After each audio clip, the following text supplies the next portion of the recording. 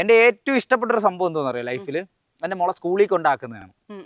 പക്ഷെ ഇപ്പൊ ഞാൻ അങ്ങനെയല്ല, ഇപ്പൊ എനിക്ക് അങ്ങനെ പോകാൻ പറ്റാറില്ല. ഇങ്ങനെ കുട്ടികൾ വന്ന് അതെ അതെ, കാരണം ഡെയിലി സ്കൂളിൽ കൊണ്ടാക്കാൻ പൊതിയത്തൊന്നുമില്ല കേട്ടോ.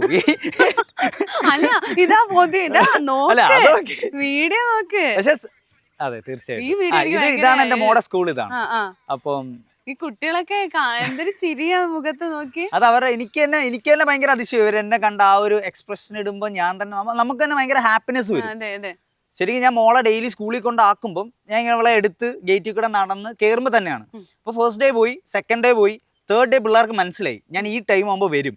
അപ്പൊ ഇവരെന്ത് ചെയ്യുന്നറിയോ, എന്റെ മോടെ ക്ലാസിന്റെ ഫ്രണ്ടിൽ ഒരു 4 പേര് വെയിറ്റ് ചെയ്യാൻ തുടങ്ങി.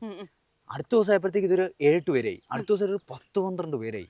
അപ്പൊ ഭയങ്കര പ്രശ്നം. പിന്നെ അതിലും കൂടി സെക്യൂരിറ്റി വന്നിട്ട് ഇവിടെ നിൽക്കില്ല. അങ്ങനെയാണ് അവസാനം ഇവരുടെ ക്ലാസ്സിലെ ആന്റി പറഞ്ഞു, മോനെ ഇവരുടെ അടുത്ത് പറഞ്ഞിട്ട് കേൾക്കുന്നില്ല, ഇവരെ ഇങ്ങനെ അകത്തോട്ട് പ്രിൻസിപ്പൾ ക്യാമറ കൂടെ കാണുമെന്നൊക്കെ പറഞ്ഞു. ഇപ്പൊ അതുകൊണ്ട് ഞാൻ പോവാറുണ്ട്.